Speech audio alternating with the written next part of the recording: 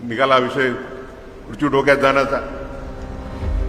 खुर्ची डोक्यात गेल्यावरती काही काही नवोदित JMFC 70 आणि 75 वर्षाच्या वकिलाची ज्यांनी 50 वर्ष आपल्या चपला आपले बुटं घासल्यात कोर्टामध्ये, त्यांच्याशी ज्या पद्धतीनं वागतात ते चुकीचं होतं. आणि म्हणून आजच आता मला मी बसल्या बसल्या मेसेजेस आले की एका आमच्या न्यायालयाचं नाव घेत नाही, कारण की आता मला पूर्ण देशातले सगळे मेसेजेस असतात. एका न्यायमूर्तींनी एका ज्युनियर वकिलाला एवढं झापलं की तो बिचारा कोर्टामध्येच बेशुद्ध पडतो.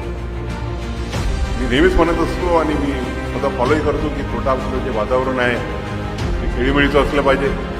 वकील आणि न्यायाधीश हे दोघंही दे आर को इक्वल पार्टनर्स और rather they are two wheels of the golden chariot of justice. दोघेही समान आहेत. आणि वकिलांना खराब वागणूक देऊन तुम्हाला ठीक आहे, तुमचा इगो सॅटिस्फाय होत असेल, परंतु तुमचं काम नाही आहे.